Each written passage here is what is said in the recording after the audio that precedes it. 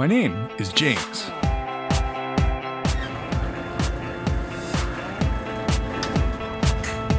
My commute to work isn't too bad, thanks in large part to the ADA, the Americans with Disabilities Act. It definitely takes a lot of effort. The hardest part is getting in and out of the car. I'm an animator and editor at the World Bank.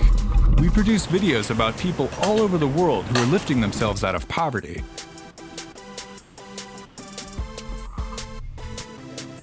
From my edit suite, I get to watch footage from around the world. And in the back of my head, I've been thinking, how do the world's poorest people with disabilities, say people in wheelchairs like me, manage to live and work? These are countries struggling to provide even basic services like roads, let alone ramps. So in the studio, I pack up some gear with my awesome colleague Peter. We're headed for an epic adventure.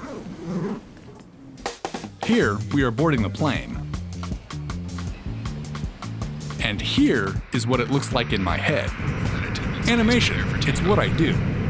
James, hold on. Wait, no, help! We fly from Washington, D.C. to Kingston, Jamaica, a country I've never visited. Oh God, I'm slipping. Most people think beaches, palm trees, drinks with rum. But Jamaica is also an energetic country of 2.7 million people.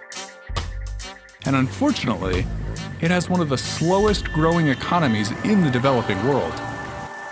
An estimated 15% of Jamaicans live with some sort of disability. That includes deafness, blindness, mental issues, and physical disabilities. But Jamaica is stepping up to the plate. With support from the World Bank, they passed a Disability Act in 2014 to promote job training and accessibility for all.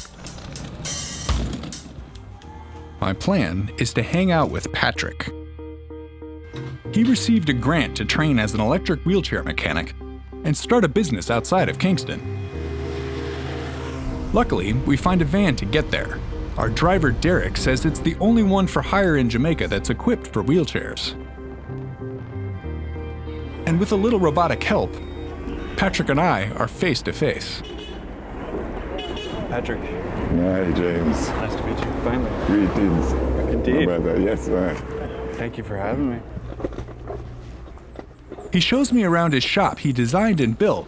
Oh, this is it. This is the shop. So you got a whole warehouse going here. Yeah. And we talk non-stop for hours about our work and our lives and the usual stuff. Patrick is a part-time photographer. Got a bunch of girls too. Yeah. When we did at the party, I realized that the girls, them wish them could have a photograph, man. Right? So I get myself a camera and start take picture and dance, and when I look, so I just find it as a new job. We also talk about our injuries. I have T4, Ah, you're T4, okay. Yeah. So I'm above that, I'm T2. That's wheelchair code. Counting from the top, humans have 7 cervical vertebrae, 12 thoracic, 5 lumbar, and another 5 sacral where our tails used to be. Patrick suffered a gunshot wound 22 years ago and was injured right about here. For me, a snowboarding accident 16 years ago crushed a couple of vertebrae here, higher up. So Patrick has more use of his upper body than I have of mine. That's the difference. The similarities are mental. We both have a drive to do something productive, basically to earn a living, preferably doing something we enjoy. The first thing that I thought of was like, oh God, like I'm not gonna be able to do anything.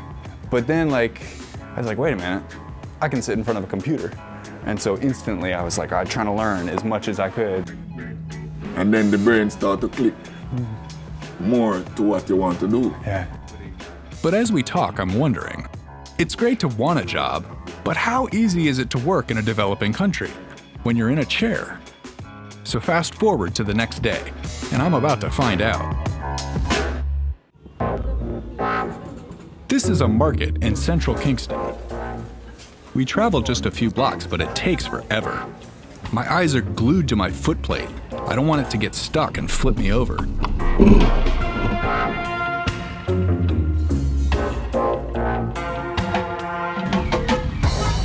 Peter has to help me out. It's exhausting and unbelievably hot. Because of my injury, I don't sweat, and I have to keep pounding water so I don't overheat in the sun.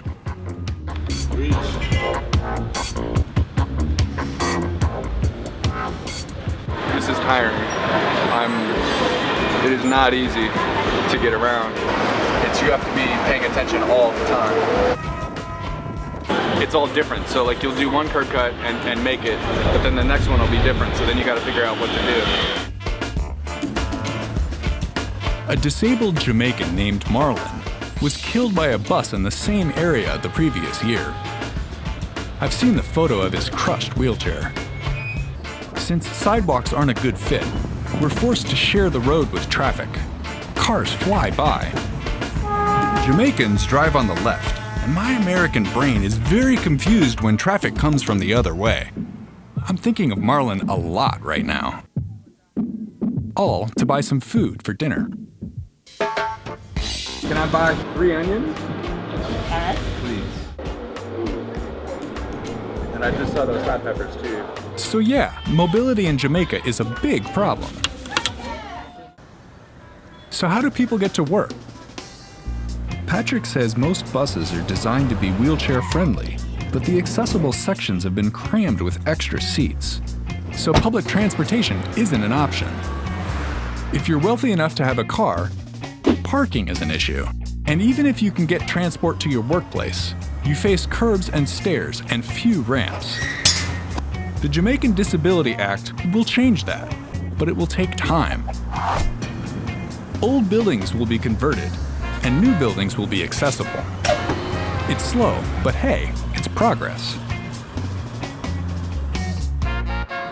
The World Bank-funded Abilities Foundation is also providing training to mentally and physically disabled Jamaicans.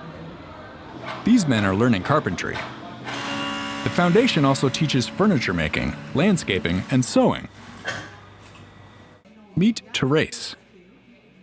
She studied computer skills here, and now she's an assistant instructor. I think she's inspiring because she wants to give back to the community. I feel very fortunate because it's good when you can offer back to your own community, and when I said my own community, I'm talking about the disabled community. And Patrick, he feels that way too, about giving back. It seems like he knows everybody in Jamaica, disabled or not. He could have stayed in America, where he studied wheelchair repair.